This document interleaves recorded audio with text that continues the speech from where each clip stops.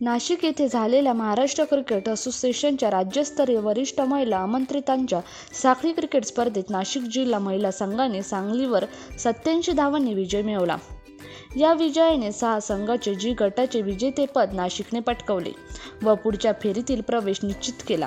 तेजस्विनी बटवालचे शतक व वैभवी बालसुब्रमण्यमचे 4 बळी यांनी सलग 4 सामन्यात अपराजित असलेल्या सांगली विरुद्धच्या विजयात महत्त्वाची भूमिका बजावली.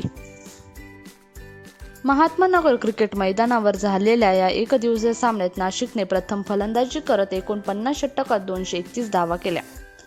यष्टिरक्षक तेजस्विनी बटवालने तिसऱ्या क्रमांकावर खेळत 113 चेंडूत 15 चौकार व 1 षटकारासह 108 धावा केल्या. कर्णधार प्रियांका घोडकेने 31 व रसिका शिंदेने 23 धावा केल्या.